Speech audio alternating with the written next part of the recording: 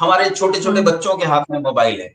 इसमें कितना अच्छा है और कितना बुरा है आप भी जानती हैं और मैं भी जानता हूं। बालक ऐसी छोटी छोटी चीजों को अपने जीवन में अवसाद में ले आते हैं, जो चीजें महिला मित्र छोड़ गई, मेरा पुरुष मित्र मुझे छोड़ गया, ये इतना बड़ा अवसाद है कि अब दुनिया खत्म हो गई। मेरे जीवन का लक्ष्य है आईपीएस बनना, तो फिर आईएपीएस की परीक्षा पास हुई, आपका सिलेक्शन हुआ, तो टारगेट अचीव्ड, अब खत्म करो, झोला उठाओ, जाओ जंगल की ओर। कि हम ईश्वर को इसलिए मानते हैं कि ईश्वर हमें कुछ दे दे, है ना। हम ईश्वर से चाहते हैं तू 1 पैसा देगा, वो 10 लाख देगा। हम इस उम्मीद में ईश्वर की उपासना करते हैं, हम इस उम्मीद में ईश्वर की पूजा करते हैं कि हमें कुछ मिल जाए, और इसीलिए मंदिर बदलते हैं। भाई यहां से मिला ठीक है, नहीं तो दूसरा मंदिर, फिर तीसरा, फिर चौथा, फिर पांचवा। तो आप अपने बच्चे को पढ़ाएंगी इंटरनेशनल स्कूल में, वहां जहां दुनिया के कई बोर्ड लागू हैं, दुनिया के बेस्ट टीचर्स, बेस्ट माहौल, बेस्ट जो इक्विपमेंट्स हैं, उनके बीच में बच्चा पढ़ेगा। अब उसकी एजुकेशन देखो किस लेवल की एजुकेशन उसे मिल रही है। और ये लड़का मेरा वाला, ये खिचड़ी स्कूल में पढ़ेगा, फिर सबकी मशीन बन गई है, माँ भी वर्किंग है, पिता भी वर्किंग है, दोनों ही बालक को उपलब्ध नहीं है। परिवार में कोई उपलब्धि नहीं है। उपलब्ध कौन है? नौकर। जैसे कुत्ते बिल्लियों को पालने पर लोग अपने कुत्ते बिल्लियों को घुमाने के लिए नौकर रखते थे, आप आश्चर्यजनक तरीके से अपने आसपास देखिए, ऐसे ही बच्चों को खिलाने के लिए भी नौकर रखे जा रहे हैं। कि स्कूल में वही शिक्षा केवल 4 घंटे दी जाती है और गुरुकुल में वही शिक्षा 24 घंटे दी जाती है। आज के जो यंगस्टर्स हैं उनको आप क्या सलाह देना चाहेंगे, जो माता पिता अपने माता पिता के प्रेशर में आके कॉम्पिटिटिव एग्जाम्स में संघर्ष करते हैं?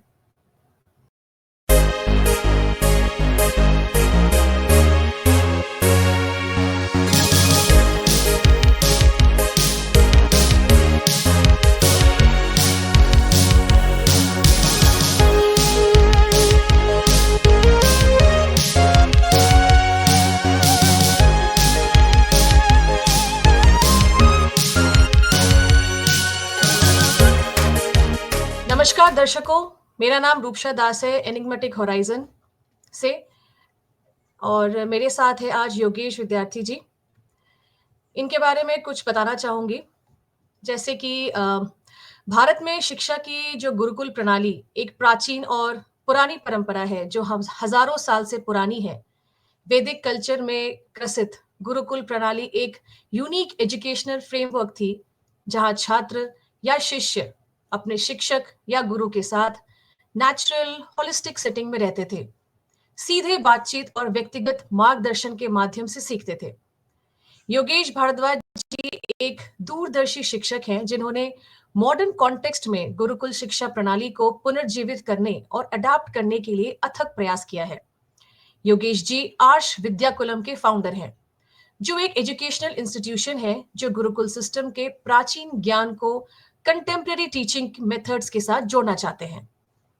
आर्ष विद्याकुलम के माध्यम से भारद्वाज जी ने एक ऐसा वातावरण बनाने का लक्ष्य रखा है जो स्पिरिचुअल और एकेडमिक लर्निंग को संतुलित तरीके से मिश्रित करते हुए होलिस्टिक डेवलपमेंट को बढ़ाता है। तो आइए आज के इस एक्सक्लूसिव पॉडकास्ट में स्वागत करते हैं योगेश भारद्वाज जी का। नमस्कार योगेश जी, हमारे इस पॉडकास्ट में। नमस्ते रुक्षा जी, बहुत धन्यवाद आपका इस आमंत्रण के लिए। शुक्रिया शुक्रिया। सबसे पहले आप ये बताइए कि हम आपके बैकग्राउंड के बारे में जानना चाहेंगे, और आपको भारत में गुरुकुल प्रणाली को पुनर्जीवित करने के लिए किसने प्रेरित किया? रूपशा जी, मैं वैसे नॉर्मल स्कूलिंग और नॉर्मल कॉलेज एजुकेशन से भी पढ़ा हूँ। इसके अलावा मैं गुरुकुलीय शिक्षा के लिए बहुत सारे आचार्यों के पास गया, उनकी चरण धूलि मैंने पाई है। लेकिन इसमें जो असली फोर्स पीछे काम करता है वो मेरी माँ थी। मेरी माँ बहुत अच्छी विदुषी थी, संस्कृत आदि और दर्शन उपनिषद आदि की बहुत अच्छी विदुषी थी, और 3 भाषाओं में समानाधिकार से काव्य कर लेती थी, बहुत अच्छी कवित्री थी। और मेरी माता की इच्छा यही थी कि मैं संस्कृति के लिए काम करूं, ना कि सामान्य जीवन आदि के लिए। इसलिए वो उनका जो पीछे से एक प्रेरणा का फोर्स रहा है, उसी के कारण मैं इस तरफ बढ़ा। अच्छा जी, बहुत बढ़िया बहुत बढ़िया। माँ बाप का आशीर्वाद मतलब रहे तो हम क्या कुछ नहीं कर सकते जी। जी। तो शिक्षा व्यवस्था में आप कौन सी ऐसी 3 बड़ी समस्याएं देखते हैं आज की शिक्षा व्यवस्था में? उसके जो 3 उद्देश्य हैं शिक्षा के, वही तीनों बड़ी समस्या हैं। शिक्षा के मूलभूत 3 उद्देश्य होते हैं। संसार में कोई भी शिक्षाविद, कोई भी, आधुनिक हो, हुँ, प्राचीन हो, प्राच्य हो, पाश्चात्य हो, वो शिक्षा के 3 आयामों को देखता है। शिक्षा का 2 आयाम हैं, अगर मैं निचले दर्जे से शुरू करूं, तो सबसे हुँ, नीचे का आयाम है उसका, वो है रोजगार प्राप्त करना, रोटी खाना। इसके लिए जी, व्यक्ति में, छात्र में स्किल डेवलपमेंट करना, यानी कौशल विकास करना। ये पहला आयाम हुआ। दूसरा आयाम जो इससे थोड़ा ऊपर है, सिटीजनशिप डेवलप करना। हर बच्चे के भीतर, हर छात्र के भीतर, हर व्यक्ति के भीतर नागरिकता का विकास करना कि सभ्य समाज का नागरिक वो कैसे बने। किसी देश की बात नहीं कर रहा हूं, बात कर रहा हूं वो हुँ, सभ्य समाज का नागरिक कैसे बने। उसके भीतर हुँ, उस हुँ, हुँ, नागरिकता के उद्देश्यों को कैसे रखा जाए, नागरिकता की कर्तव्य पालना, नियम पालना, आज्ञा पालना, ये चीजें उसके भीतर कैसे आए, ये उसका दूसरा आयाम। और तीसरा आयाम शिक्षा हुँ, का होता है, तीसरा उद्देश्य शिक्षा का होता है, वो है ज्ञान, विद्या, विजडम। विद्या एक अलग वस्तु है, शिक्षा एक अलग वस्तु है। शिक्षा हमें विद्या तक लेकर जाती है, क्योंकि टॉप मोस्ट जो हमारा मोटो है, जो उद्देश्य है शिक्षा के माध्यम से, वो विजडम है। इन्हीं तीनों को प्राप्त करने में जो आज की इंग्लिश एजुकेशन पॉलिसी है 1835 की, जो शुरू की गई हुँ, थी, और 1857 में जिसे 3 यूनिवर्सिटी बनाकर उसके अंदर ऑर्गेनाइज किया गया हुँ, मैकॉले और उसकी टीम के द्वारा, वो शिक्षा पद्धति आज इन 3 उद्देश्यों को प्राप्त करने में असहाय प्रतीत होती है। ना तो वो कोई अच्छा, खास स्किल डेवलपमेंट कर पा रही है। अब कुछ लोग कहेंगे भाई स्किल डेवलपमेंट और ज्यादा क्या करोगे, आप पुणे बैठी हो, मैं दिल्ली के पास बैठा हूं, और हम लोग इस दूरभाष यंत्र से बात कर पा रहे हैं, और इससे ज्यादा क्या स्किल डेवलपमेंट होगा। हम मंगल पर यान भेज रहे हैं, इससे ज्यादा स्किल डेवलपमेंट क्या होगा। क्या हाँ ठीक है, ये हुँ, स्किल डेवलपमेंट है, लेकिन स्किल डेवलपमेंट के भीतर एक बहुत बड़ी चीज होती है कि जो शिल्प विद्या, जो टेक्नोलॉजी, टेक्नोलॉजी मतलब शिल्प विद्या, जो शिल्प विद्या टेक्नोलॉजी हम विकसित कर रहे हैं, उसके भीतर हम ये निश्चित रूप से सुनिश्चित करें कि उसके भीतर परोपकार निहित हो। अगर उसके भीतर परोपकार निहित नहीं होगा, तो वो चीज हमारे लिए लाभकारी न होकर ऐसी हानिकारक हो जाएगी जिससे निकलना मुश्किल हो जाएगा। हुँ, उदाहरण के लिए हुँ, आपके हाथ में मोबाइल है, हमारे छोटे छोटे हुँ, बच्चों के हाथ में मोबाइल है। हुँ, इसमें कितना अच्छा है और कितना बुरा है, आप भी जानती हैं और मैं भी जानता हाँ जी, बिल्कुल, बिल्कुल। हुँ, हूं। आज भारत भर में रेप केसेस की क्या स्थिति है, दुनिया में क्या है, मुझे उससे ज्यादा अभी लेना देना नहीं है। अभी मैं अपनी कॉलोनी ठीक कर लूं, अभी मैं भारत की बात करूं, तो भारत में रेप केसेस की स्थिति कितनी खराब है। अकेले बहुत। दिल्ली एनसीआर में, नेशनल कैपिटल रीजन में 24 घंटे में 6 बलात्कार की दर से बलात्कार होते हैं। ये नेशनल कैपिटल रीजन की बात है, जहां राजधानी हाँ, है, हाँ, वहां की स्थिति है। और वो कितने विभत्स तरीके से किए जाते हैं। बलात्कार के अलग अलग स्तर हो सकते हैं, एक हम शारीरिक रूप से देखते हैं, लेकिन क्या मानसिक रूप से बलात्कार नहीं किए मानसिक जाते? बिल्कुल, क्या लोगों होता है। को अन्य तौर पर टॉर्चर, आध्यात्मिक तौर पर शोषण नहीं है क्या लोगों का? आर्थिक हुँ, तौर पर शोषण नहीं है क्या लोगों का? और ये शोषण करने में ये टेक्नोलॉजी सहायक है। कितने रोज फ्रॉड होते हैं इसी टेक्नोलॉजी के माध्यम से। तो केवल जी, कौशल विकास करना ये नहीं कि आपने बंदर के हाथ में तलवार दे दी और बंदर किसी को भी मार काट डाले। इसलिए जरूरी है ये भी बताना कि ये शिल्प विद्या टेक्नोलॉजी तुम्हें यूज कैसे करनी है और किस उद्देश्य के लिए करनी है। तो स्किल डेवलपमेंट अच्छा होने के बावजूद भी इसलिए फेल है। मेडिकल साइंस ने बहुत उन्नति की, स्पेस साइंस ने बहुत उन्नति की है, लेकिन इस उन्नति के पीछे कितना विनाश छिपा है ये समझने की आवश्यकता है। आज हम लोग कृत्रिम प्लेसेंटा, आर्टिफिशियल प्लेसेंटा बनाने की दिशा में बढ़ रहे हैं। ये आर्टिफिशियल हुँ, प्लेसेंटा यदि बन गए, तो मां की आवश्यकता खत्म। मां की आवश्यकता खत्म हाँ, तो विवाह की आवश्यकता खत्म, खत्म। और विवाह की आवश्यकता खत्म तो समाज जंगल बनेगा, कोई बचा नहीं बिल्कुल, सकता। बिल्कुल, बिल्कुल।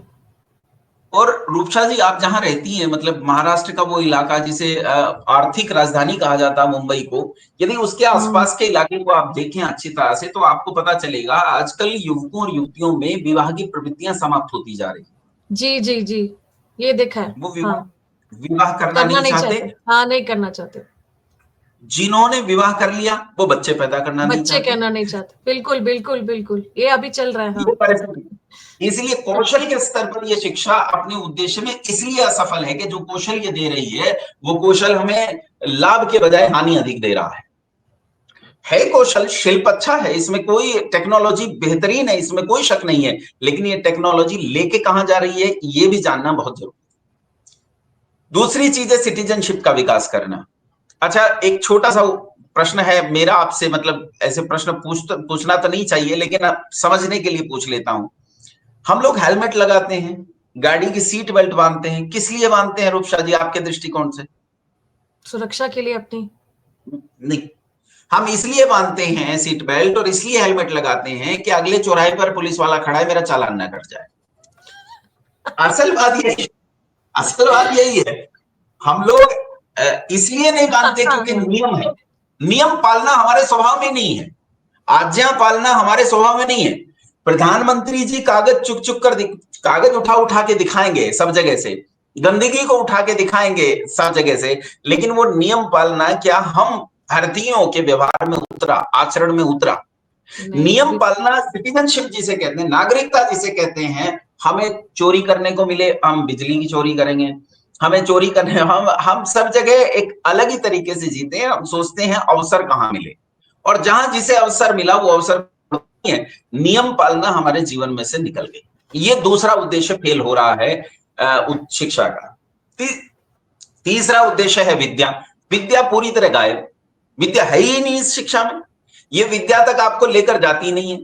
विद्या शब्द के अर्थ संदर्भ में संस्कृत की एक उक्ति है, आपने खूब पढ़ी और सुनी होगी, सा विद्या या विमुक्त है, जो बंधनों से छुड़ा दे उसी का नाम विद्या है।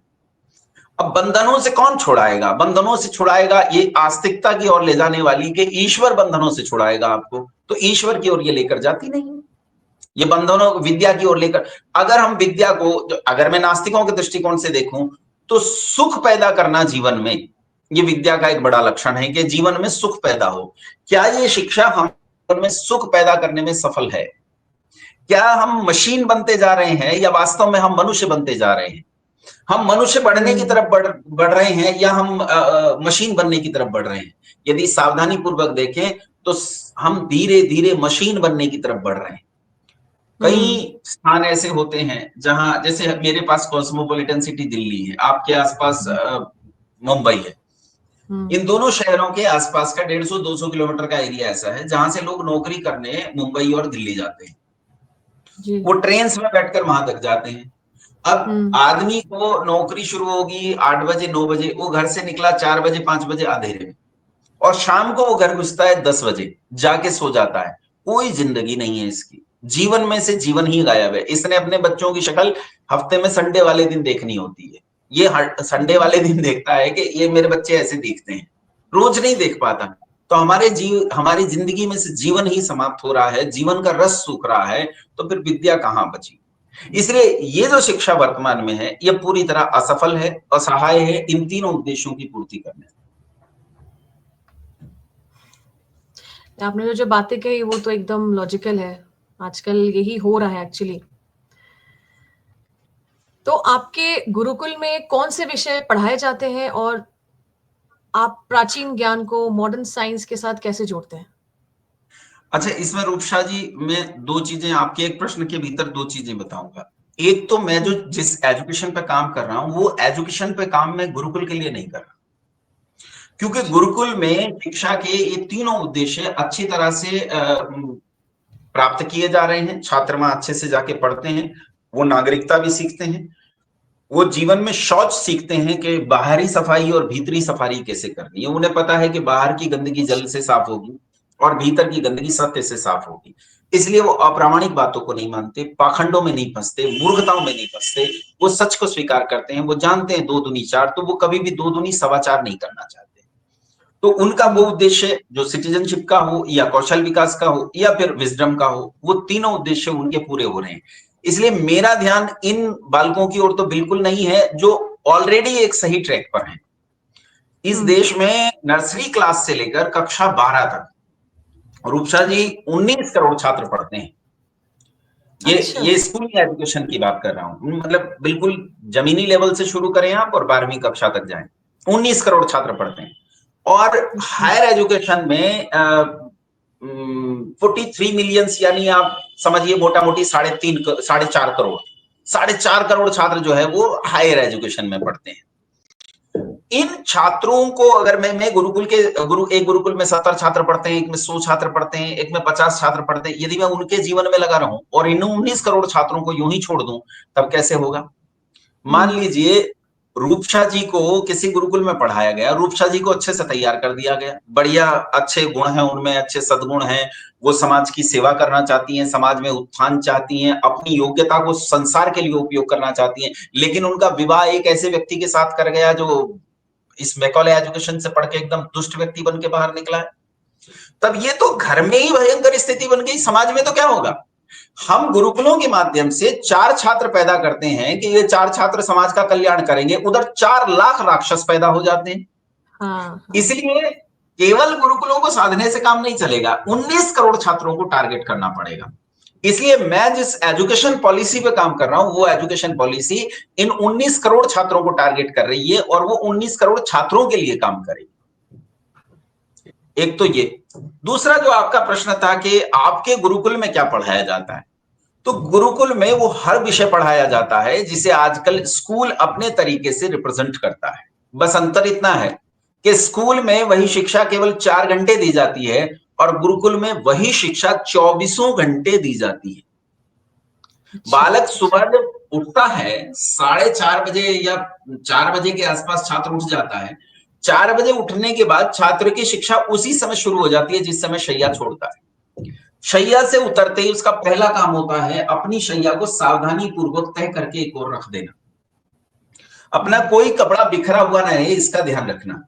मेरे आसपास कितनी बेतरतीब चीजें हैं, उन बेतरतीब चीजों को कैसे नियामक और प्रबंधन के तरीके से मुझे रखना है, यहां से उसका जीवन शुरू हुआ।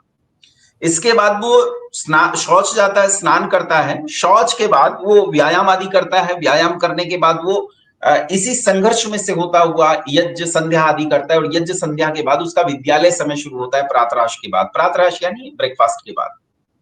ब्रेकफास्ट के बाद उसका शुरू होता है यज्ञ संध्या के बाद उसका जीवन शुरू होता है और वो पढ़ना शुरू करता है। वो हर विषय पढ़ता है। गुरुकुल में प्राचीन ऋषियों ने कभी नहीं कहा कि आपको एक भाषा संस्कृति पढ़नी है। उन्होंने तो कहा कि 5वें साल तक बालक का प्राथमिक गुरु माँ है।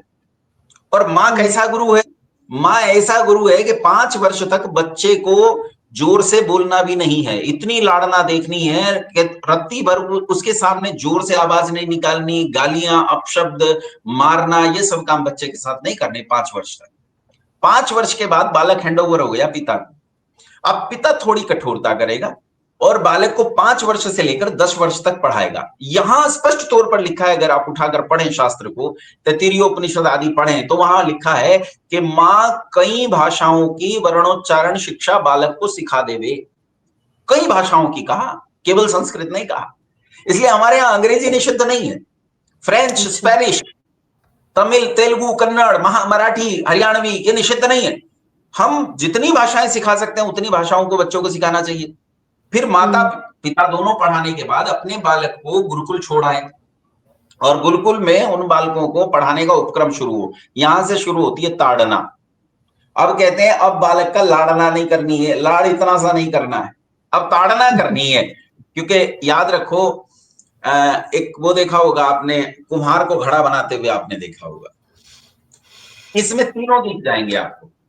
कुम्हार जब मिट्टी को बनाता है और मिट्टी से घड़ा बनाता है तो प्रारंभ में आपने देखा होगा वो उस पर कोई दबाव नहीं डालता, जरा भी चोट नहीं मारना चाहता, क्योंकि अभी इसका निर्माण हो रहा है, इतना कोमल है, इतना पानी है इसके भीतर, इसे बहुत कोमलता से आकार देना है, पूरी सुकोमलता से उंगलियों से अंगूठों से उसे आकार देता है। ये माँ का काम है। जब वो आकार ले गया घड़ा, तो अब पिता का काम शुरू होता है 5वें वर्ष के बाद। वो उस कच्चे घड़े में हल्की थपकियां देकर, बहुत हल्की थपकियां देकर उसे इस लायक करता है कि उसे आगे जीवन में बढ़ाया जा सके। और फिर माता पिता दोनों निर्ममता से एक धागे से इस चाक से इस घड़े को काट कर जलती हुई अग्नि में डाल देते हैं, वो जो घड़ा था। ठीक इसी तरह माता पिता उस बालक को घर से उठाकर घर से काट कर और गुरुकुल की भट्टी में डाल देते हैं। यहाँ अब ताड़ना शुरू होगी, तपना शुरू होगा। अगर यहाँ बालक लाड़ना चाहेगा या माता पिता लाड़ना चाहेंगे तो बालक की उन्नति नहीं हो सकती है, नहीं होगी। यहाँ ताड़ना आवश्यक है। तो वहां प्रत्येक विषय पढ़ाया जाता है उसी ताड़ना के साथ। उन्हें संस्कृत पढ़ाई जाती है, उन्हें हिंदी पढ़ाई जाती है। अनेक गुरुकुल ऐसे हैं जहां तमिल, तेलुगु, कन्नड़, फ्रेंच, स्पेनिश और इंग्लिश पढ़ाई जाती है। जहां जैसी सुविधा हो वहां वैसी अनेक भाषाएं पढ़ाई जाती है। इसके अलावा गणित, अब geometry, algebra, calculus, physics, chemistry सब पढ़ाया जाता है। बस उनका पढ़ाने का तरीका अलग है, उनके पढ़ाने के तरीके अलग हैं। वो पढ़ाना जीवन भर चलता है। बालक आचार्य के साथ जा रहा है, चलते चलते पढ़ाई चल रही है। वो आचार्य कहीं प्रवास के लिए गए, छात्र साथ जा रहा है, वहां पढ़ाई चल रही है। अभी जब आपका ये मेरे पास लिंक आया, आपने कहा कि आचार्य जी लिंक है और अब आपको करना है, तो ठीक उसी समय मेरे पास यहाँ 4 छात्र हैं। मैं अपने निवास पर हूं इस समय, गुरुकुल में नहीं हूं आज, तो मैं निवास पर हूं। 4 छात्र मेरे साथ यही है, यही पढ़ाई चल रही है। अभी इस समय वो कक्ष के बाहर बैठे हैं कि भाई वो वहां बैठकर ध्यान रखें कि कोई बाहर से आए तो वो आने नहीं देंगे, इसका ध्यान रखेंगे। गणेश जी हैं वो मेरे, मतलब वो आप किसी को भीतर प्रवेश करने नहीं देंगे। तो मुख्य चीज ये है कि हमारा जीवन पूरा यही है। रात्रि में मंत्र पाठ होके बालक सो जाएगा, लेकिन यहां भी बालक सोते सोते भी जागेगा। एक मेखला बंदी होती है और वो मेखला उसे गहरी नींद में कभी सोने नहीं देती। या तो उसने इतना परिश्रम किया हो कि परिश्रम के बाद उसे कुछ पता न चले, और वो रात में भी सावधानी से सोता है कि ब्रह्मचर्य संबंधी दोष उसके जीवन में उत्पन्न न हो जाए। 24 घंटे शिक्षा चलती है, इसके मुकाबले स्कूल में केवल 4 घंटे शिक्षा चलती है। वो उसी फिजिक्स को 4 घंटे पढ़ता है स्कूल में, उसी फिजिक्स को गुरुकुल में 24 घंटे पढ़ता है। यह अंतर है।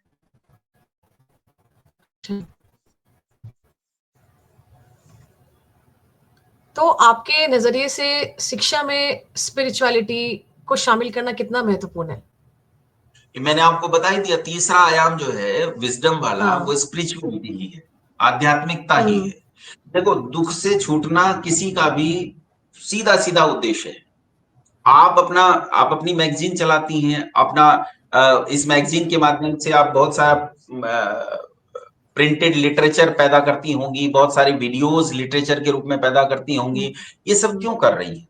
ये सब इसलिए कर रही हैं कि आप चाहती हैं कि समाज में कुछ बुराइयां हैं, उन बुराइयों को दूर करने में मैं सहायक हो सकूं। आपने दुनिया में ऐसे दुष्ट लोग भी देखे होंगे जो वीडियो में इतनी गंदी चीजें लोगों को परोस रहे हैं जिसका हिसाब नहीं। आप तो नहीं गई उस पर। आपकी प्रवृत्ति ये थी कि समाज में सुधार हो, समाज में सुख पैदा हो। सुख पैदा होने के लिए मैं कुछ करूं। दुनिया में जीव जो कुछ भी चाहता है वो सुख के लिए चाहता है। आप और मैं अगर अपने घर में बैठे हैं तो घर किस लिए बनाया? सुख के लिए बनाया। पंखा किस लिए? सुख के लिए। एसी, कूलर, गाड़ी किस लिए? सुख के लिए। मैं तो यहां तक कहता हूं, आदमी करवट भी लेता है ना तो सुख के लिए लेता है, क्योंकि एक करवट में लेटे लेटे दुख हो गया था। दुख हो गया। तो उस सुख को उत्पन्न करने का जो तरीका है उसी का नाम स्पिरिचुअलिटी, उसी का नाम आध्यात्मिकता है। और इस आध्यात्मिकता के रास्ते को शिक्षा अच्छे से बताती है कि आपको इस रास्ते पर जाना है। फिर वहां विद्या आपका मार्ग प्रशस्त करती है, जिसे आप स्पिरिचुअलिटी कहिए, विद्या कहिए, ज्ञान कहिए, विजडम कहिए, ये सब एक ही है। तो आपको क्या लगता है कि जो हमारे बच्चे हैं बहुत जल्दी स्कूल जा रहे हैं, या उनको 10 या 11 साल की उम्र से स्कूल जाना चाहिए था? गुरुकुलीय व्यवस्था तो यही है कि 8 साल, 10 साल और 12 साल, यानी जिसके घर की जितनी योग्यता है उसके हिसाब से 3 वर्ग बनाए गए। वर्ग तो 4 बनाए गए। पहला वर्ग जो अत्यंत उच्च शिक्षित वर्ग है, उसके बच्चे, क्योंकि घर में उच्च शिक्षा है, घर में सब लोग बहुत शिक्षित हैं, इसलिए बच्चे जल्दी तैयार हो जाएंगे, तो उन्हें 8 साल की उम्र में गुरुकुल भेज दिया जाता है। जिनके घर में उनसे कुछ कम शिक्षा वाले लोग हैं उन्हें 10 साल की उम्र में, जिसके घर में उनसे भी कम शिक्षा वाले लोग हैं उन्हें 12 साल की उम्र में, और जिनके घर में सबसे कम शिक्षा वाले लोग हैं उन्हें परीक्षा के बाद जो है वो गुरुकुल में लिया जाता था। अब गुरुकुल में जो काम माता पिता का होता था वो काम इस स्कूलिंग एजुकेशन ने अपने जिम्मे ले लिया। ये कहते हैं पहले प्राइमरी एजुकेशन आई, फिर प्री प्राइमरी एजुकेशन आई। ये जो प्राइमरी और प्री प्राइमरी एजुकेशन है ये बेसिकली माँ का काम था, पिता का काम था, ये किसी और का काम था नहीं। लेकिन वो माता पिता ने अपना काम छोड़ दिया। इस शिक्षा को जितना अच्छे से माता पिता दे सकते हैं इतना अच्छे से कोई नहीं दे सकता। लेकिन माता पिता को बहुत सारे काम है, माता पिता को भी हम्म। टीवी सीरियल भी देखना होता है, माता पिता को भी बाहर और भी बहुत सारे काम है, मैं सारे नहीं बताऊंगा यहाँ, बहुत अच्छे अच्छे काम आजकल चल पड़े हैं तो वो सारे काम भी करने होते हैं। फिर सबकी मशीन बन गई है, माँ भी वर्किंग है, पिता भी वर्किंग हाँ है, दोनों ही बालक हाँ। को उपलब्ध नहीं है। हम्म परिवार में कोई उपलब्ध नहीं है, उपलब्ध कौन है? नौकर। जैसे कुत्ते बिल्लियों को पालने पर लोग अपने कुत्ते बिल्लियों को घुमाने के लिए नौकर रखते थे, आप आश्चर्यजनक तरीके से अपने आसपास देखिए, ऐसे ही बच्चों को खिलाने के लिए भी नौकर रखे जा रहे हैं। उन्हें एक हाँ। छोटा सा वो होता है, एक व्हीकल होता है, उसमें रख दिया जाता है, मैम नौकर उसे मैम। लेकर जाता है और घुमा कर लाता है। तो इसलिए वो ठीक है, 10 साल की अवस्था में ही पढ़ाई आज भी शुरू होती है, कक्षा 6 में आप समझिए पढ़ाई शुरू होती है। उससे पहले का जो प्राइमरी और प्री प्राइमरी एजुकेशन है वो स्कूल ने छीन लिया माता पिता के हाथ से, बहुत बुरा काम किया। ये माता पिता की जिम्मेदारी थी और माता पिता को ही करना चाहिए। इससे हम्म ये भी पता चलता है कि उस समय का समाज, जब गुरुकुलीय शिक्षा पद्धति थी, वो कितना शिक्षित था कि माता पिता, प्रत्येक माता पिता अपने बालक को पढ़ाने लायक योग्यता सब रखते थे। हम्म। तो आप जैसे आजकल कई माता पिता पारंपरिक शिक्षा पसंद करते हैं, तो कैसे उनको, मतलब उनको क्या करना चाहेंगे आप इस बारे में? नहीं, पारंपरिक एजुकेशन से आपका क्या संबंध है? पहले मतलब है, मैं ये समझना जैसे वो चाहता हूँ। कन्वेंशनल एजुकेशन जिसको बोलते हैं, तो कई पेरेंट्स आजकल प्रेफर करते हैं, तो उनको आप कैसे एड्रेस करेंगे, मतलब नहीं, आपकी तरफ से? उसमें सीधा ये है कि जो आजकल प्रचलित शिक्षा है, उसमें हम्म और गुरुकुलीय शिक्षा में कोई भेद नहीं है। देखिए, गुरुकुल हम्म। में थोड़ा सा मैं, क्योंकि गुरुकुल के बारे में लोग परिचित नहीं है, तो मैं आपके दर्शकों को आपके माध्यम से बताना चाहूंगा कि जी गुरुकुल जी। वर्तमान में 2 प्रकार के हैं। एक गुरुकुल तो वो हैं जो गुरुकुलों में परीक्षा पद्धति नहीं है, परीक्षा नहीं होती, इनमें परीक्षा का कोई अच्छा। प्रावधान ही नहीं। क्यों नहीं है परीक्षा का प्रावधान? क्योंकि जहां परीक्षा का प्रावधान है वहां 33% पर छात्र को पास मान लिया जाता है। हाँ 33% पर पास होने का क्या मतलब है? 33% पर पास होने का मतलब है 67% फेल। यानी हाँ जो हाँ। छात्र 67% फेल है उसे हम अगली कक्षा में जाने लायक समझते हैं। लेकिन हमारे गुरुकुलों में जहां ये परीक्षा पद्धति नहीं है, वहां छात्रों को 99% पर फेल माना जाता है। जब तक वो 100% अचीव ना कर ले तब तक उसे हम आगे नहीं बढ़ाते। मान लीजिए बालक रोज 50 सूत्र रटता है, सूत्र रटते रटते वो 3000 सूत्रों पर पहुंच गया, लेकिन 3000 सूत्रों पर आकर उसने गड़बड़ी कर दी, अब कुछ भूल गया, थोड़ा सा भूल गया, तो मानिए वो 0 पर आ गया, फिर से शुरू करेगा। जब तक 100% वाली पोजीशन में नहीं आएगा तब तक आचार्य उसे अगली कक्षा में नहीं भेजता। ये अच्छा। तरीका है। तो वो एक तो गुरुकुल हो गए, वो गुरुकुल है केवल विजडम के लिए, स्पिरिचुअलिटी के लिए, विद्या के लिए। ऐसा नहीं कि वहां के छात्र आकर समाज में कुछ काम नहीं करते। कई बार वहां के छात्रों की प्रवृत्तियां भी सांसारिक हो जाती हैं और वो संसार में आकर विलक्षण काम करते हैं। जैसे ऐसे ही गुरुकुल से निकले हुए एक छात्र का नाम मैं आपके बीच में लूंगा, उनका नाम है स्वामी रामदेव। स्वामी रामदेव ऐसे ही एक गुरुकुल में पढ़े। हमारे यहाँ हरियाणा में खानपुर में और कालबा में 2 गुरुकुल हैं। इन 2 गुरुकुलों में कुछ कुछ समय तक रहकर स्वामी रामदेव जी ने अध्ययन किया। यहाँ कोई परीक्षा पद्धति नहीं होती, वो सामान्य जो उनकी पढ़ाई होती है, वर्णोच्चारण शिक्षा, अष्टाध्यायी, प्रथमावृत्ति, काशिका, महाभाष्य, निरुक्त, निघंटु, छंद, दर्शन, उपनिषद, उपवेद, वेद, ब्राह्मण, ऐसे पढ़ के उन्होंने अपनी पढ़ाई पूरी की। और पढ़ाई पूरी करने के बाद वो बिजनेस में उतर गए। तो मैं आपसे ये कहता हूं कि गुरुकुल का छात्र, अगर आपने गुरुकुल के छात्र को अच्छे से शिक्षा दी है, वो चाहे आध्यात्म के क्षेत्र में, चाहे चाहे संसार के क्षेत्र में, यदि उसने सच में शिक्षा प्राप्त की है, तो आप उसे मंगल ग्रह पर छोड़कर आइए, वो मंगल ग्रह पर जीवन यापन के रास्ते ढूंढ लेगा और वहां भी विलक्षण स्थितियां पैदा करके दिखाएगा। ऐसे एक नहीं, ऐसे मैं आपको 1000 नाम ले सकता हूं। ये केवल एक स्वामी रामदेव जी का नाम मैंने इसलिए ले दिया, आजकल वो प्रचार तंत्र के माध्यम से ज्यादा लोगों तक पहुंचे हुए हैं।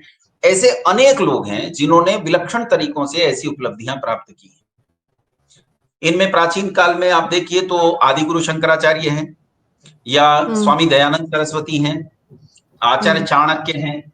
ये वे लोग हैं जिन्होंने साम्राज्य बनाकर खड़े किए हैं।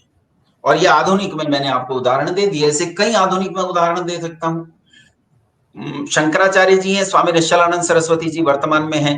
कतिपय सब क्षेत्रों में मेरे उनसे मतभेद भी है, मान लीजिए वर्णाश्रम व्यवस्था को लेकर मेरा उनसे कुछ मतभेद है, लेकिन उनकी उस योग्यता को तो मैं प्रणाम करता हूं जो उनकी अद्भुत है। उन्होंने गणित पर बहुत अद्भुत काम किया है, और गणित पर उनका किया गया वो काम, मैथमेटिक्स पर उनका किया गया वो काम बहुत समीचीन है। अब उन्हें कटी वस्त्र में बैठे हुए देखकर, सन्यासी देखकर आपको लगेगा नहीं कि ये आदमी ट्रिग्नोमेट्री जानता है, अलजेब्रा जानता है, कैलकुलस जानता है, डायनेमिक्स जानता है, स्टैटिक्स जानता है, लेकिन असल में वो तो उन्हें इतने विलक्षण तरीके से जानते हैं कि कोई नहीं जानता। एस्ट्रो मैथमेटिक्स पे जितना अच्छा काम भारतीयों ने किया है, इतना संसार में किसी ने किया नहीं है। ज्योमेट्री पे जितना अच्छा काम भारतीयों ने किया, उतना अच्छा काम किसी ने नहीं किया है। एक विद्वान हुए ब्रह्मगुप्त, ब्रह्मगुप्त का जैसा काम कैलकुलस पे है, ऐसा काम आपको ढूंढे मिलेगा नहीं।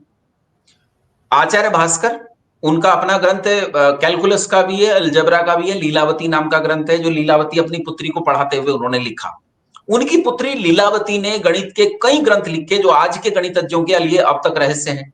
दीर्घ सिद्धांत भास्कर, लघु सिद्धांत भास्कर, ये बहुत प्राचीन ग्रंथ हैं। मां लीलावती ने एस्ट्रो मैथमेटिक्स पर, जियोमेट्री पर, ट्रिग्नोमेट्री पर अद्भुत काम किया है, अद्भुत। तो मैं ये नहीं मानता कि आजकल जो प्रचलित शिक्षा है, ये शिक्षा गुरुकुलीय शिक्षा से किसी क्षेत्र में आगे है, किसी भी क्षेत्र में आगे, न विज्ञान के क्षेत्र में, न गणित के क्षेत्र में। हाँ, इतना मैं मानता हूं कि शासकीय उपेक्षा के कारण गुरुकुलीय शिक्षा पिछड़ गई है।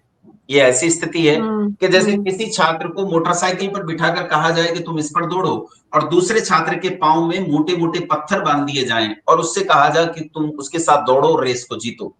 जब गुरुकुलों को आश्रय नहीं है, प्रश्रय नहीं है, धन नहीं है, अनुसंधान के केंद्र नहीं है, अनुसंधान के केंद्र नहीं है, अनुसंधान के साधन नहीं है, आचार्य नहीं है, तो कैसे गुरुकुल उन्नति करेंगे? इसीलिए लोगों को लगता है कि गुरुकुल किसी क्षेत्र में पीछे पीछे नहीं है, संसाधन उपलब्ध नहीं है। अब थोड़ा थोड़ा ऐसा लग रहा है कि शायद सरकारों का ध्यान इस तरफ आ रहा है, या रुझान इस तरफ बढ़ रहा है। बढ़ेगा तो चीजें निखरेंगी और सामने आएंगी। तो आपके गुरुकुल में शिक्षा का माध्यम, मतलब लैंग्वेज क्या होता है? जैसे जो अगर साइंस पढ़ाया जा रहा है, इंग्लिश पढ़ाया जा रहा है, तो उसका लैंग्वेज कैसे होता है? हिंदी इंग्लिश होती है या फिर प्रादेशिक लैंग्वेज होती है। जैसे मान लीजिए तमिल में, तमिलनाडु में कोई चल रहा है तो वहां का जो माध्यम होगा वो तमिल होगा। मेरा जो क्षेत्र है हिंदी भाषी क्षेत्र है, तो यहाँ हिंदी और अंग्रेजी दोनों भाषाएं होती हैं। हिंदी भी होती है, अंग्रेजी भी होती है। संस्कृत हमारी पठन पाठन की भाषा है ही। तो तीन भाषाएं तो कम से कम गुरुकुल में चलती ही चलती हैं। इसके अलावा हम चौथी और पांचवी भाषाओं को भी शामिल करने का प्रयास करते हैं। अच्छा, जैसे जैसे राजीव दीक्षित जी हैं, या फिर जो सनातन धर्म का जो सार होता है, उनको पुनर्जीवित करने के लिए काम करने वाले किसी दूसरे व्यक्ति से आप कभी प्रेरित हुए हैं? नहीं, मैं भाई राजीव दीक्षित जी से बहुत ज्यादा प्रेरित हूं, इसमें कोई संदेह नहीं है। उन्होंने प्रारंभिक स्थितियों में किसी को भी, किसी भी संवेदनाशील हृदय को वो छूते हैं, इसमें कोई संदेह नहीं है। लेकिन जिन दो महापुरुषों से मैं अत्यधिक प्रेरित हूं, उनमें एक है आदि गुरु शंकराचार्य और दूसरे हैं स्वामी दयानंद सरस्वती। महर्षि स्वामी दयानंद सरस्वती ने इस देश के गुलामी के काल में उन जंजीरों को काटने के लिए, गुलामी की उन जंजीरों को काटने के लिए शिक्षा और विद्या पर जो अभूतपूर्व काम किया है, उसका मुकाबला संभव नहीं है। आज चाहे वो काम कुछ मंद पड़ गया है, धीमा पड़ गया है, लेकिन उनका जो पुरुषार्थ है, वो पुरुषार्थ हमें प्रेरणा देता है कि हमें उस तरह से काम। ऐसे काल में जब हम गुलाम है, मुसलमानों की गुलामी थी, ईसाइयों की गुलामी थी, मुसलमानों ने देश को 700 साल तक लूटा और लगभग 250 साल तक ईसाइयों ने लूटा, उसके बाद भी लूट जारी रही, है ना। अब 1947 में देश आजाद हुआ, डोमिनियन स्टेट का दर्जा था, स्वतंत्र भारत नहीं बना था, डोमिनियन स्टेट का दर्जा था। ये खुली बात है कि डोमिनियन स्टेट दिया गया था, ट्रांसफर ऑफ पावर हुआ था। वो transfer of power dominion state के बाद 1950 और 51 में आकर आपका ये लागू होता है, संविधान लागू होता है, तब आप अपने आप को स्वयं प्रभु कहते हो। लेकिन तब भी आपके राज्य के भीतर अंग्रेजों का हस्तक्षेप लगभग 20-30 साल तक रहा, सरकारें उनके अधीन चलती रही 20-30 साल तक। तो आप ये मानकर चलिए कि ऋषि दयानंद ने उस काल में, जब हम गुलाम थे सीधे सीधे, मतलब हैदराबाद में जो नरसंहार हुआ भयंकर, जो काट दिए गए रजाकारों के द्वारा लोग, उसके अलावा इस पूरे भारत में नोआखाली के इलाके में पार्टीशन के समय जो काटा गया है, उससे पहले पूरे के पूरे देश में हम मुसलमानों का जो विभत्स, अब चाहे वो खिलजी रहा हो, चाहे वो अकबर रहा हो, बाबर रहा हो, इन्होंने जो विभत्स नरसंहार किए हैं, उन नरसंहार से देश को कितनी जनहानि हुई, कितनी मानस पर चोट लगी, कितने कोमल हृदय बुझ गए होंगे, उसके बीच में पैदा होकर काम करना और उनके माननीय, उनके पुण्य ग्रंथों की जो वो खुदाई किताबें कहते हैं, उनकी चिंदी-चिंदी कर बखिया उधेड़ देना, अपने ग्रंथों में ऐसे तर्क उपस्थित करना कि उनके पास आधार न बचे, ये काम विलक्षण था। तो ये 2 महापुरुष जी। ऐसे हैं, जिन्होंने मुझे जीवन में बहुत प्रभावित किया है।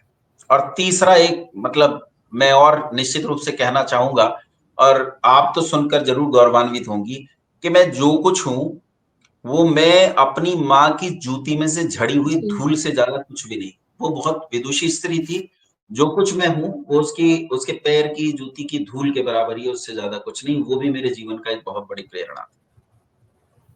बहुत अच्छा। आपको किसी भी राजनीतिक नेता या किसी प्रभावशाली व्यक्ति से कोई समर्थन मिला है आज तक आपके काम में? हाँ, वाचिक समर्थन तो बहुत मिले हैं। मतलब मुख से तो बहुत लोगों ने कहा है कि जी हम सहयोग करेंगे, ऐसा करेंगे, वैसा करेंगे। लेकिन ऐसे खुले तौर पर कोई समर्थन मुझे नहीं मिला है। लेकिन अभी अच्छा। पिछले दिनों में नाम नहीं ले सकता क्योंकि उनकी सेवाएँ इस प्रकार की होती हैं कि उनकी सेवाएँ उन्हें मना करती हैं कि खुले तौर पर लोगों के सामने आएँ। अभी एक बहुत बड़े व्यक्ति हैं, उनसे मुझे काफ़ी अच्छा सहयोग मिला है, सब तरह से मानसिक संबल उन्होंने दिया है, जन का संबल उन्होंने दिया है और आर्थिक संबल भी उन्होंने गुरुकुल को प्रदान किया है। ऐसे अनेक लोग इस देश में बिखरे हुए हैं। हमारे गुरुकुल में जो कुछ होता है, वो समाज के सहारे से ही होता है। सरकारों का तो कोई सहयोग नहीं, एक इकन्नी का सहयोग नहीं है सरकार का। मेरे गुरुकुल में तो नहीं है। कहीं किसी को होता हो तो पता नहीं। लेकिन एक इकन्नी का सहयोग नहीं है। हमें जो सहयोग है वो सारा समाज का सहयोग है। इसलिए कोई ये कहे कि आज की परिस्थितियों में समाज में गुरुकुल व्यवहारिक नहीं रहे, न होते तो इतने लोग सहयोग क्यों करते? तो आपका फिर किसी दूसरे एजुकेशनल इंस्टीट्यूट के साथ कोई मतलब सहयोग करने का कोई मतलब प्लान है, कोई योजना है? हाँ, हाँ, हाँ। हम लोग कुछ यूनिवर्सिटीज़ के साथ काम कर रहे हैं। अभी मैं नाम तो डिस्क्लोज़ नहीं करूँगा आपके हुँ, सामने, हुँ, लेकिन हुँ। कुछ हुँ, हुँ। यूनिवर्सिटीज़ के साथ हम काम कर रहे हैं। एक प्रकल्प पे हम काम कर रहे हैं, उसका नाम है शास्त्रकुलम। इस अच्छा। शास्त्रकुलम को हम एक ऑनलाइन यूनिवर्सिटी के रूप में डेवलप करने की कोशिश कर रहे हैं और प्रारंभ में जब तक ये इतना कैलिबर नहीं ले जाती कि यूनिवर्सिटी स्वतः अपने पैरों पर खड़ी हो जाए, तब तक किसी अन्य यूनिवर्सिटी के कोलैबोरेशन में हम इस शास्त्रकुलम यूनिवर्सिटी को चलाने का प्रयास करेंगे। तो आपको मतलब आपके गुरुकुल को मतलब लंबे समय तक आर्थिक रूप से बनाए रखने के लिए आपकी फिर कुछ योजना तो होगी? हाँ, बिल्कुल योजना है। हम लोग एक आर्ष विद्याकुलम नाम से एक प्रकल्प है जिसके अंतर्गत गुरुकुल चलता है। जैसे मैंने आपको बताया कि हमारे गुरुकुल का नाम पाणिनि आर्ष विद्याकुलम है। हुँ, हुँ। इसके अलावा हमारा एक गुरुकुल और चलता है जो अभी उतनी अच्छी स्थिति में नहीं है, उसका नाम आचार्य अभयदेव आर्ष विद्याकुलम है। और हम एक कन्या अच्छा, गुरुकुल पर काम कर रहे हैं जिसका नाम मैत्रेयी आर्ष विद्याकुलम है। तो आर्ष विद्याकुलम हमारी जो है मदर कंसर्न है, जो इन सबको अच्छा, हाँ। चलाती है।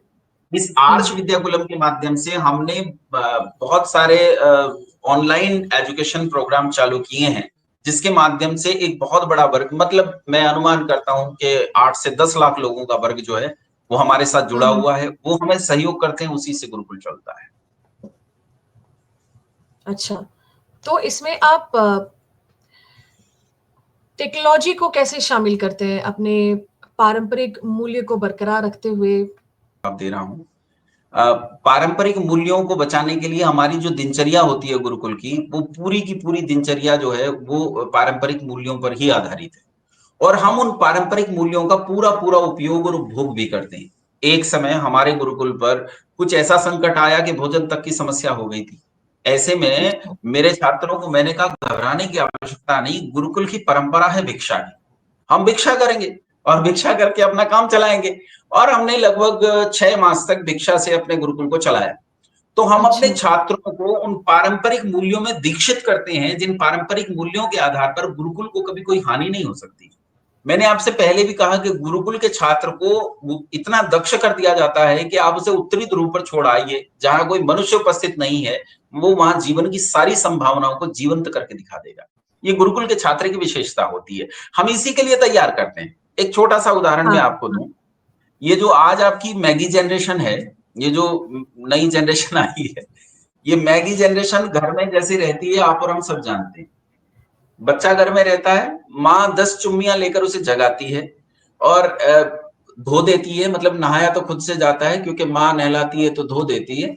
धोने के बाद ब्रेकफास्ट करती है, गले में टाई बांधती है, 2-3 हार श्रृंगार से डाल देती है, एक टिफिन, एक पानी का डब्बा, बैग लगाती है और बैग से उठाकर बच्चे को जैसे रुई का फाहा हो ऐसे उठाकर कंडक्टर को पकड़ाती है। कंडक्टर उसे अपनी बस की सीट पर रखता है, बस लेकर जाती है इसे विद्यालय में, और विद्यालय में कंडक्टर उठाकर आया टीचर को, टीचर 4 घंटे से पढ़ाती है और फिर वापस प्रोसेस चालू। घर में माँ इसे फिर 20 चुम्मियों के साथ रिसीव करती है, लाड़ प्यार करके सुला देती है, और कई माएँ तो होमवर्क भी अपने आप पूरा करती हैं बच्चों का। अब इतने लाड़ प्यार में पलने वाला बालक क्या छत्रपति शिवाजी महाराज बनेगा? ये क्या छत्रपति बनेगा? ये क्या महाराणा प्रताप बनेगा? लेकिन मेरा बालक जब गुरुकुल में सुबह 3:45 बजे अपना बिस्तर छोड़ देता है, यहीं से लड़ाई और संघर्ष शुरू हो जाता है, क्योंकि शौचालय हैं 12 और बच्चे हैं 80, तो शौचालय में जगह आसानी से तो नहीं मिलने वाली, लड़के मिलेगी। यज्ञशाला में आगे बैठने की जगह 8 और बालक 80, तो वहां अब ठंडी आ रही है तो अग्नि के पास बैठने के लिए जगह चाहिए, तो सबसे पहले तैयार होकर वहां पहुंचना पड़ेगा। और ठीक इसी तरह भोजनशाला में लड़कर जगह मिलेगी। वो बालक मिट्टी में खेलता है, संघर्ष सीखता है, वो जानता है कि जीवन कितना मुश्किल है और इस जीवन को लड़कर कैसे जिया जा सकता है। उसके भीतर लड़ने की प्रवृत्तियां पैदा होती हैं, और जिसके भीतर लड़ाई की, संघर्ष की प्रवृत्तियां पैदा होती हैं, संसार में उसे कोई हरा नहीं सकता है। इसलिए हम अपने पारंपरिक मूल्यों के साथ ही हमारे जो ट्रेडिशनल वैल्यूज हैं अपनी भारतीय शिक्षा पद्धति की, उसी शिक्षा पद्धति के साथ अपने बच्चों का विकास करते हैं। मैं जिस इंडिजिनस एजुकेशन पॉलिसी पर काम करता हूं, उसमें मैं यही कह रहा हूं कि अंग्रेजों ने और मुसलमानों ने इस देश को शिक्षा में मूर्खता के सिवाय कुछ नहीं दिया है, कुछ नहीं दिया मूर्खता के सिवाय। वो जो कुछ दिया है, मतलब मैं, आपका चैनल भी है, मैगजीन भी है, मैं वैसी टिप्पणी करूंगा तो थोड़ा सा अद्भुत हो जाएगी, आपके लिए परेशानी का कारण बन जाएगी। लेकिन मुख्य चीज ये है, मैं आपको बताऊं कि तर्क का कोई स्थान ही नहीं है। एक आदमी पैदा हुआ, ये कैसे पैदा हुआ जी? बोले जी 16 साल की कुंवारी कन्या को पैदा हुआ। मैंने कहा भैया ये 16 साल की कुंवारी कन्या को कैसे पैदा हुआ? बोले सोई हुई थी, उसके ख्वाब में खुदा आया और गर्भ ठहर गया। मतलब पूरा मेडिकल साइंस फेल, पूरा मेडिकल साइंस फेल। वो सोई हुई थी, उसके ख्वाब में खुदा आया और गर्भ ठहर गया। मैंने कहा पादरी महोदय, ये समस्या आपके लिए बड़ी बन जाएगी।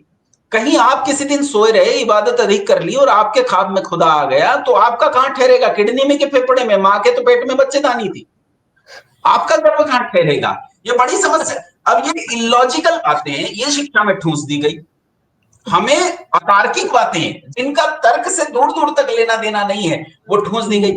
और उसका परिणाम ये निकला कि आज हम भी, हमारी स्पिरिचुअलिटी किस तरह की, हमारी स्पिरिचुअलिटी इस तरह की है कि हम ईश्वर को इसलिए मानते हैं कि ईश्वर हमें कुछ दे दे, है ना? हम ईश्वर से चाहते हैं तू 1 पैसा देगा, वो 10 लाख देगा। हम इस उम्मीद में ईश्वर की उपासना करते हैं, हम इस उम्मीद में ईश्वर की पूजा करते हैं कि हमें कुछ मिल जाए, और इसीलिए मंदिर बदलते हैं। भाई यहां से मिला ठीक है, नहीं तो दूसरा मंदिर, फिर तीसरा, फिर चौथा, फिर 5वां, हम बदलते रहे। ये कहां से आया? ये उसी मुसलमानों की और ईसाइयों की पद्धति से आया। देखो, मुसलमानों और ईसाइयों से मुझे कोई समस्या नहीं है, वो जो कर रहे हैं करें, अपना काम कर रहे हैं, मुझे विचारों से क्या लेना देना। लेकिन ये जो अतार्किक चीजें हैं, ये अतार्किक चीजें वहां से हमारी एजुकेशन में आ गई। पहला ही एजुकेशन मिनिस्टर मुसलमान, ऐसा मुसलमान जिसके लिए काला अक्षर भैंस बराबर, अंगूठा छाप, इस देश की भाषा, इस देश की संस्कृति, इस देश की किसी भी यूनिवर्सिटी से नहीं पढ़ा, कि वो दुनिया के किसी स्कूल में नहीं पढ़ा है, और वो एजुकेशन मिनिस्टर। कमाल की बात तो ये सुनिए, वो इस देश की मिट्टी में पैदा नहीं हुआ, अरब में पैदा हुआ। अरब में पैदा होकर इस देश का एजुकेशन मिनिस्टर बना, ऐसा एजुकेशन मिनिस्टर। और उसके बाद संलग्न तरीके से 5 एजुकेशन मिनिस्टर ऐसे ही बने। फिर इसने अपने पीए को एजुकेशन मिनिस्टर बना दिया, हामिद नाम था उसका। ऐसे कितने लगातार गिरावट आई है। इसलिए मुख्य चीज ये है कि हमारे जो अपने मूल्य हैं, यदि उन मूल्यों के साथ जिएंगे, हमारे मूल्य में तर्क है। जैसे सांख्य दर्शनकार सांख्य दर्शन शुरू करता है, कहता है अथ त्रिविध दुखात अत्यंत निवृत्ति अत्यंत पुरुषार्थ। जीव का जो अंतिम उद्देश्य है वो दुखों से बिल्कुल छूट जाना है। तो छात्र पूछता है दुखों के बंधन में क्यों आया जीव? आचार्य कहता है इसलिए आया। फिर आचार्य प्रश्न करता है अच्छा बता बंधन का कारण क्या हो सकता है? छात्र कहता है ये होगा, बोले नहीं होगा। मतलब आप पढ़ेंगे तो आपको प्रारंभिक 100 तर्क तो यही मिलेंगे कि बंधन का कारण क्या है। वहां छात्र के पास प्रश्न है और आचार्य के पास समाधान, और छात्र निरंतर प्रश्न पूछता है और आचार्य निरंतर प्रश्न का उत्तर देता है। लेकिन आज हमारी एजुकेशन सिस्टम में सवाल गायब। हमें सवाल पूछने की आजादी नहीं। 2 पंजे 10, 2 5 10, लेकिन छात्र नहीं पूछता क्यों 2 5 10, 2 5 17 क्यों नहीं, 2 5 270 क्यों नहीं, वो नहीं पूछता। जो पढ़ा दिया गया चुपचाप पढ़ो, रट्टा मारो, क्योंकि क्लर्क ऐसे ही तैयार किए जाते हैं, गुलाम ऐसे ही तैयार किए जाते हैं, फिर गलत चीजें पढ़ाई जाती है। वो सवाल हमारी एजुकेशन में से खत्म कर दिया गया और ऐसे ही गुलाम तैयार किए जाते हैं जब लोगों के पास सवाल ना हो। वो भीड़ जिसके पास सवाल नहीं है, वो भीड़ जिसके पास जिज्ञासा नहीं है, वो भीड़ से ज्यादा कुछ नहीं होती। वो स्कॉलर्स तो तैयार नहीं कर सकती। बस ये एजुकेशन सिस्टम स्कॉलर्स तैयार करने में नाकामयाब है और भीड़ तैयार करने में कामयाब है। अच्छा, अभी मैं कुछ थोड़ा-सा दूसरा सवाल पूछती हूँ आपसे। जैसे आप जो युवाएँ हैं, आज की युवाएँ हैं या भी जो आज के जो यंगस्टर्स हैं, उनको आप क्या सलाह देना चाहेंगे? जो माता-पिता अपने माता-पिता के प्रेशर में आके कॉम्पिटिटिव एग्ज़ाम्स में संघर्ष करते हैं, ये चला मानसिक जाएगा। रूप से। मैं युवकों से एक चीज कहने का प्रयास करूंगा कि शिक्षा आपके जीवन के लिए है, जीवन शिक्षा के लिए नहीं है। आपको प्रयास ये करना चाहिए कि शिक्षा आपको शिक्षा को सामान्य शब्द के अर्थ में सीख कहते हैं। सीख 2 प्रकार की होती है, एक अच्छी सीख और एक बुरी सीख। बुरी सीख आपको पतन की ओर लेकर जाती है और अच्छी सीख आपको उन्नति की ओर लेकर जाती है। मैं युवकों से ये कहना चाहता हूं कि तुम अपने जीवन का एक लक्ष्य निर्धारित करो, लेकिन वो लक्ष्य नौकरी प्राप्त करना नहीं हो सकता। वो उद्देश्य, आपका लक्ष्य समाज में परिवर्तन पैदा करना हो सकता है। अब परिवर्तन के हजारों आयाम हैं, तुम उनमें से एक परिवर्तन का आयाम चुनो। एक व्यक्ति परिवर्तन का आयाम चुनता है, एक लड़की परिवर्तन का आयाम चुनती है कि मैं स्त्री शिक्षा को उत्तम स्तर पर लेकर जाऊंगी। अब इसके लिए वो आईपीएस बनेगी कि टीचर बनेगी कि लेक्चरर बनेगी, ये सब साधन हैं, रास्ते हैं, ये लक्ष्य नहीं हो सकते। हमने समस्या क्या कर दी, हमने रास्तों को लक्ष्य मान लिया है। हमारा अब एक डीएम का उद्देश्य डीएम बनना नहीं हो सकता। डीएम के माध्यम से वो डीएम डिस्ट्रिक्ट मजिस्ट्रेट बना है या वो डीसी बना है, कलेक्टर बना है, तो वो कलेक्टर बनकर समाज में क्या परिवर्तन पैदा करेगा, ये लक्ष्य होना चाहिए। लेकिन जी। कलेक्टर बनना उद्देश्य हो, ये तो अजीब बात हो, ये हास्यास्पद बात है। कोई छात्र मुझसे कहता है कि मेरे जीवन का लक्ष्य आईपीएस बनना, तो फिर आईएपीएस की परीक्षा पास हुई, आपका सिलेक्शन हुआ, तो टारगेट अचीव्ड, अब खत्म करो, झोला उठाओ, जाओ जंगल की ओर, क्योंकि टारगेट तो अचीव हो गया। ये लक्ष्य नहीं है। लक्ष्य ये है कि आप आईपीएस के माध्यम से समाज में क्या परिवर्तन पैदा करते हैं, आप आईएएस बनकर समाज में क्या परिवर्तन पैदा करते हैं। और वो परिवर्तन आप आईएएस आईपीएस बनकर ही पैदा नहीं कर सकते, आप जीवन के किसी भी स्तर पर खड़े होकर उस परिवर्तन को पैदा कर सकते हैं, बशर्ते आप अपने मन में ये ठान ले कि मुझे परिवर्तन पैदा करना है। आदि गुरु शंकराचार्य ने यूपीएससी का एग्जाम ही नहीं दिया था भाई। छत्रपति शिवाजी महाराज ने राजा होने का कोई एग्जाम पास नहीं किया है। महाराणा प्रताप ने राजा होने का कोई एग्जाम पास नहीं किया है। आप आश्चर्य करेंगी, अल्बर्ट आइंस्टीन ने डाकखाने में नौकरी करी है, डाकखाने में क्लर्क था वो आदमी, लेकिन आज उसकी हाइपोथेसिस पर दुनिया काम करती है। मुख्य चीज ये है कि आपका लक्ष्य कितना स्पष्ट है और आप लक्ष्य किसे मानते, रास्ते को तो लक्ष्य नहीं मान लेते। मुझे भोजन करना है, तो वो जो पका हुआ भोजन है वही मेरा लक्ष्य, उसे मैं खाऊंगा। अब मैं कच्चे आटे को अपना लक्ष्य मान लूं, फिर तो पेट खराब होगा और मरूंगा, ये काम ठीक नहीं है। इसलिए रास्तों को अपने लक्ष्य न बनाएं, वास्तविक उद्देश्य जीवन में निर्धारित करें कि मुझे मनुष्य का जन्म मिला है, तो इस मनुष्य जन्म की सार्थकता मैं जीवन के किस आयाम में पैदा कर सकता हूं। यही लेकिन मेरा ऐसे युवकों से। तो क्योंकि पेरेंट्स का बहुत प्रेशर रहता है बच्चों पे कि नहीं तुम्हें यही बनना है, यही बनना है, तो उस प्रेशर में भी बच्चे मतलब उलझ जाते हैं कि मैं क्या करूं। यही बच्चा कल पेरेंट बनेगा। वो जो पेरेंट है ये इससे पहले बच्चा था, समस्या हाँ। यही है। इसीलिए मैं पेरेंट्स, जब मैं बच्चों को कह रहा हूं तो मैं भविष्य के पेरेंट्स से बात कर रहा हूं। जब आप अपने जीवन में ये लक्ष्य निर्धारित करेंगे तो आप अपने बच्चों को भी इसके लिए स्वतंत्रता दीजिए। आज जहां लोग स्वतंत्रता की मांग कर रहे हैं, हमें स्वतंत्रता चाहिए, स्वतंत्रता चाहिए, असल में उन्हें पता ही नहीं है स्वतंत्रता किसे कहते हैं। स्वच्छंदता को स्वतंत्रता मान लिया। मैं जब पढ़ता था, रूपशा जी, एक हंसी की बात है, मैं जब पढ़ता था, मैं उस समय मेरी ग्रेजुएशन थी, बीएससी में था मैं, तो कोई फिल्म आई थी, उस फिल्म का गाना हर गली नुक्कड़ चौराहे पर बजता था। वो कहता था, मैं चाहे ये करूं, मैं चाहे वो करूं, मेरी मर्जी, मैं जी, अखबार का बिल्कुल। कोट सिलवाऊं, मेरी मर्जी। अब ये स्वतंत्रता है, ये स्वतंत्रता नहीं है। स्वतंत्रता का एक निश्चित उद्देश्य है। स्वतंत्रता में दो शब्द हैं, एक स्व और एक तंत्र। स्व का अर्थ क्या है? स्व का अर्थ है मेरा। अच्छा, मेरा हुँ। कौन है संसार में? ये मकान मेरा नहीं है, एक दिन खत्म हो जाएगा।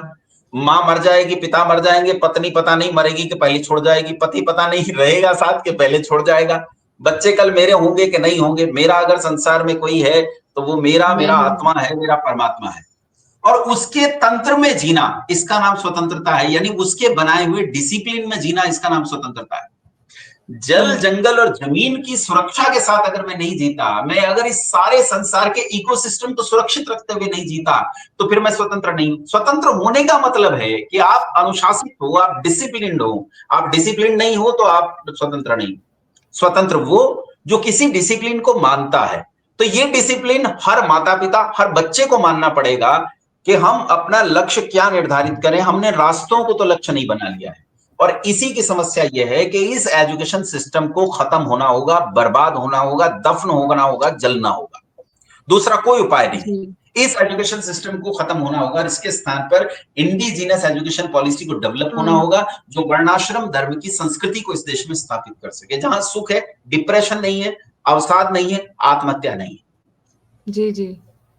और इससे आजकल मानसिक स्वास्थ्य संबंधी समस्याएँ भी बढ़ रही हैं। खूब बढ़ रही तो है। मे, हुँ, मेरा एक भांजा है, मैं आपको एक उदाहरण देता हूं। मेरा एक भांजा है, वो आईपीएस में सेलेक्ट हुआ। तो जब वो आईपीएस की तैयारी करता था तो गुरुकुल में भी रहता था। तो गुरुकुल में रहते हुए अचानक से एक समस्या आई। वो कहने लगा कि मामा, मेरे कान में हर समय मुझे शोर सुनाई देता है, घंटी की आवाज सुनाई देती है। और इतना परेशान हो गया, वो कहता, मैं इसके इसके साथ अगर यही रही तो मैं मर जाऊंगा, मैं क्या करूं। मैंने डॉक्टर को फोन किया, डॉक्टर से पूछा कि ये घंटी की आवाज उसके कान में कैसी बजती है। तो डॉक्टर ने कहा, आचार्य जी, थोड़ी देर के लिए आप शांत हो जाइए और अपने कान पर किसी शब्द को सुनने का प्रयास कीजिए, झींगुर जैसी आवाज सुनाई देगी। मैंने कहा, हाँ, सुन रही है।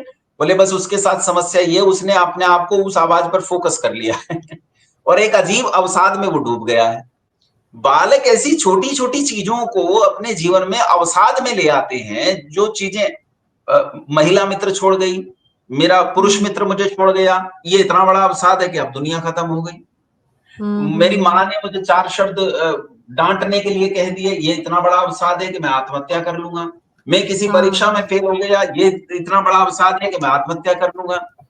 दिल्ली, राजस्थान में कोटा, और ऐसे कितने सारे इस देश में जो है एजुकेशनल हब चलते हैं, जहां बच्चे जाकर पढ़ते हैं।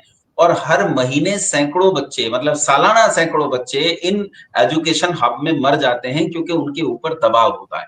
ये दबाव है इस गंदी एजुकेशन पॉलिसी का। जिस दिन ये गंदी एजुकेशन पॉलिसी हटेगी और बच्चों को वास्तव में पता चलेगा कि तुम्हारे जीवन का लक्ष्य क्या है, उस दिन ये स्ट्रेस नहीं रहेगा, उस दिन ये डिप्रेशन नहीं रहेगा, अवसाद नहीं रहेगा। तो आपके हिसाब से क्या बदलाव लाना चाहिए एजुकेशन सिस्टम में ये इस तरह की समस्याओं को हटाने के लिए? एक छोटा-सा उदाहरण दे देता हूँ। ये विषय तो बहुत लंबा है। आपने प्रश्न मतलब इतना गंभीर पूछा है कि आपने यूँ ही पूछ लिया, लेकिन ये प्रश्न बहुत गंभीर है और बहुत लंबा-चौड़ा उत्तर होगा। लेकिन एक छोटे से उत्तर के साथ आपको बताने का प्रयास करूँगा। अंग्रेजों ने क्या परिवर्तन किया जब 1835 में उसने सोचा, 1822 हुँ, में आप समझिए कि 1822 में उन्होंने सोचा कि भई हम इंग्लिश एजुकेशन पॉलिसी लॉन्च करेंगे और भारतीय शिक्षा व्यवस्था को नष्ट करेंगे। क्योंकि अंग्रेजों ने एक चीज देख ली कि 700 साल के मुसलमानों के अत्याचार के बाद भी भारत में, एडम विलियम्स लिखता है 1822 में कि 5 लाख गुरुकुल मौजूद है भारत में। ये मैं राजीव दीक्षित को कोट नहीं कर रहा हूं, ये मैं हुँ, एडम विलियम्स को कोट कर रहा हूं, जो अंग्रेज है, जो इस एजुकेशन पॉलिसी को बनाने वाला है, उसे कोट कर रहा हूं। 5 लाख गुरुकुल, अंग्रेजों ने देख लिया कि ये एजुकेशन सिस्टम ऐसा है, ये शिक्षण व्यवस्था ऐसी है कि किसी राज व्यवस्था का आश्रय नहीं लेती, ये स्वतः चलती है। ये ऐसी स्वयंभू है कि इसे मारा नहीं जा सकता। तब उन्होंने योजना बनाई कि कैसे मारेंगे इसे, और तब उसके लिए उन्होंने काम करना शुरू किया। तो उन्होंने जो काम किया वो ये नहीं था कि वो फिजिक्स लाए, केमिस्ट्री लाए, मैथमेटिक्स लाए, ये नहीं था। क्योंकि अगर मैथमेटिक्स वो लाए तो आर्यभट्ट ने कहां से पढ़ा, फिजिक्स वो लाए तो आचार्य भास्कर ने कहां से पढ़ा। तो वो भी पहले पढ़े थे, उस समय तो अंग्रेजों के अब्बू पैदा नहीं हुए थे जब उन्होंने कैलकुलस और एस्ट्रोमैथमेटिक्स पर अद्भुत काम किए।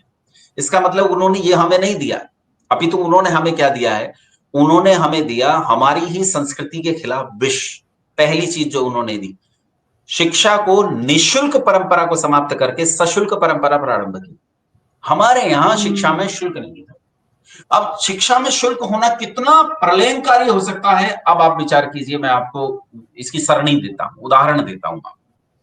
अगर शिक्षा में शुल्क होगा तो क्या परिवर्तन होगा, निशुल्क होगी तो शिक्षा कैसी होगी, निशुल्क होगी तो चक्रवर्ती सम्राट दशरथ का पुत्र राजकुमार राम गुरुकुल में जाकर जिस टाट पट्टी पर बैठकर खाएगा, उसी पर निषाद का लड़का गुह बैठकर खाएगा। जो दाल चक्रवर्ती सम्राट दशरथ का पुत्र खाएगा, वही दाल निषाद का पुत्र गुह खाएगा। दोनों की जीवन शैली, रहन सहन, खान पान, किसी में कोई अंतर नहीं होगा, क्योंकि एक ही कन्नी चक्रवर्ती सम्राट दशरथ का पुत्र नहीं देता और एक ही कन्नी निषाद राज गुह का पुत्र नहीं देता। दोनों एक जैसा जीवन जिएंगे और शिक्षा में कहीं कोई अंतर नहीं होगा। और जब एजुकेशन में अंतर नहीं आएगा तो लोगों के बीच में असमानता पैदा नहीं होगी। बिल्कुल। शिक्षा से असमानता कैसे, शुल्क से शिक्षा में असमानता, और शिक्षा में असमानता से समाज में असमानता कैसे पैदा होती है, इस रास्ते को समझिए। मान लीजिए आपका पुत्र है और आपके पास अरबों रुपया है और मैं गरीब आदमी, मतलब मैं गांव में रहने वाला एकदम गरीब आदमी जो बिल्कुल निम्न दर्जे पर जीता है, मेरे पास तो रोटी खाने के लिए पैसा नहीं, और आपके पास यही पता नहीं कि कितना पैसा है। तो आप अपने बच्चे को पढ़ाएंगी इंटरनेशनल स्कूल में, वहां जहां दुनिया के कई बोर्ड लागू हैं, दुनिया के बेस्ट टीचर्स, बेस्ट माहौल, बेस्ट जो इक्विपमेंट्स हैं, उनके बीच में बच्चा पढ़ेगा। अब उसकी एजुकेशन देखो किस लेवल की एजुकेशन उसे मिल रही है। और ये लड़का मेरा वाला ये खिचड़ी स्कूल में पढ़ेगा, जहां दोपहर में शुल्क के कारण शिक्षा में असमानता पैदा हुई। आपका बालक पढ़ा दुनिया के बेस्ट टीचर्स और बेस्ट इक्विपमेंट्स के बीच में, और मेरा बालक पढ़ा वहां जहां विद्यालय में अध्यापक ही नहीं है, क्योंकि वो गया है कोरोना के टीके लगाने, वो गया है जनगणना करने, वो गया है लिम्पी की गायें गिनने। उनके तो बहुत सारे काम होते हैं उन शिक्षकों के, उन्हें पढ़ाने लिखाने का अवसर नहीं है बेचारों को। तो मेरा बालक किसी तरह, कपिल सिब्बल साहब ने एक नियम बना दिया, भैया कोई फेल ही नहीं होगा, आप कोरी कॉपी छोड़ के चले आओ, फेल नहीं होगे। अब मेरा बालक 12वीं कक्षा पास करके बाहर निकल गया, क्योंकि पढ़ा तो कुछ भी नहीं, और आपका बालक दुनिया के बेस्ट टीचर्स के बीच में पढ़ा। तो अब देखिए दोनों के एजुकेशन में एक बड़ा अंतर आ गया। एक बालक बहुत उच्च शिक्षित हुआ और एक बालक बहुत निम्न शिक्षित रह गया।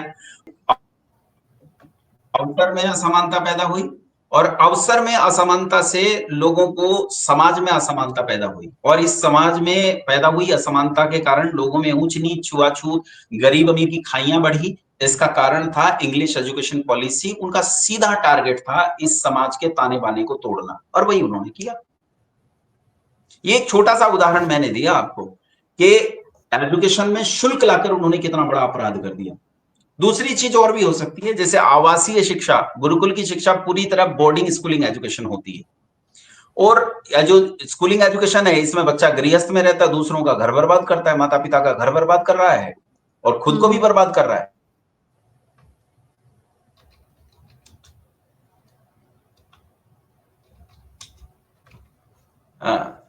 हर समय गंदगी के बीच में रहता है, तो वो कैसे विकसित होगा। इसलिए ये एजुकेशन पॉलिसी बालक के विकास के लिए उचित नहीं है।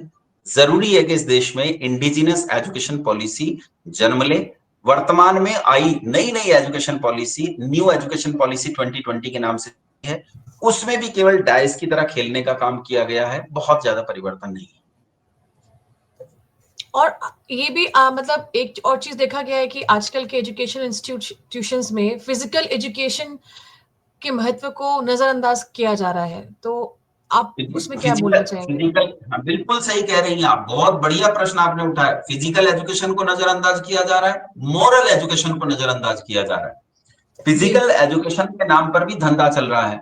जैसे जी, फिजिकल जी। एजुकेशन का धंधा है कि बच्चा क्रिकेट खेलने चला गया, तो क्या उसमें जितने बालक हैं उन सबके शारीरिक सौष्ठव पर ध्यान दिया गया? ना, बस जिनके हुँ। माता-पिता विशेष उपलब्धि करवा सकते हैं, धन की या दूसरी चीज़ों की, उनके बच्चे थोड़ा बहुत फिजिकल एजुकेशन प्राप्त कर लेंगे। जनरलाइज़ तरीके से सारे बच्चों के फिजिकल एजुकेशन या मोरल एजुकेशन, इन दोनों चीज़ों पर काम नहीं किया जा रहा। हाँ, एक हाँ, हाँ। आखिरी वाक्य इसमें मैं ये ऐड करना चाहूँगा कि एकेडमिक एजुकेशन तो पूरी तरह मौजूद है, लेकिन लाइफ एजुकेशन पूरी तरह गायब है। ये हुँ, हुँ। फिजिकल एजुकेशन, मोरल एजुकेशन, ये लाइफ एजुकेशन है। जब लाइफ एजुकेशन ही नहीं तो लाइफ क्या बनेगी? सही बोला आपने। ठीक है, तो मैं अब इसको ख़त्म करते हुए आखिरी सवाल आपसे पूछती हूँ कि आप अपने काम और आपका जो विज़न है, उसके बारे में हमारे पाठकों और श्रोताओं को क्या संदेश देना चाहेंगे? मैं तो यही कहूँगा कि आप जिस लेवल पर हैं, वहाँ ये समझने का ज़रूर प्रयास कीजिए कि शिक्षा किसी विद्यालय किसी बिल्डिंग का नाम नहीं होता है। विद्यालय जीवन के उन 25-30 साल का नाम है, जिनमें बच्चे का निर्माण हो रहा है। मान लीजिए आपने किसी बच्चे को पैदा, आजकल बहुत सारे साधु संत हैं जो कहते हैं बच्चे पैदा करो, बच्चे पैदा करो, बच्चे बढ़ाओ, वो सांप्रदायिक झगड़ा आपस में चला हुआ है। अरे भैया, आपने बच्चा पैदा किया भी और बच्चे को हुँ, ऐसी एजुकेशन दी कि वो यूनिवर्सिटी के चौराहे पर खड़ा होकर कहता है कि भारत तेरे टुकड़े होंगे इंशाल्लाह इंशाल्लाह, तो क्या लाभ हुआ? हाँ। इसलिए जरूरी चीज है कि हम बच्चे को पैदा करने के बाद उसका निर्माण करें। बच्चे का बिल्कुल, निर्माण करना प्राथमिक चीज है, केवल पैदा करने से काम नहीं चलता, निर्माण बहुत जरूरी। ये तो आप एकदम सही आपने बोला। योगेश जी आपसे बात करके और आपके विचारों को सुन के मतलब मैं तो एक दूसरी दुनिया में ही चली गई थी। बहुत ही अच्छा लगा आपके इतने अच्छे विचार हैं, आप इतना अच्छा काम कर रहे हैं एंड आई होप जो हमारे लिसनर्स हैं वो बिल्कुल आपसे प्रेरित हो और एक नई दिशा में बढ़े एंड हमारे एजुकेशन सिस्टम में आप जो बदलाव लाना चाहते हैं वो पूरी तरह से आप उसमें सफल हो। तो बहुत धन्यवाद रूपशा जी आपका। आपको और भी बहुत उम्मीद धन्यवाद करते योगेश हैं। जी, पॉडकास्ट में आप आए हमारे, इतना आपने कीमती वक़्त दिया और इतनी अच्छी-अच्छी बातें कही। तो मैं अभी इस पॉडकास्ट को यहीं ख़त्म करती हूँ। बहुत धन्यवाद। नमस्ते। ठीक है।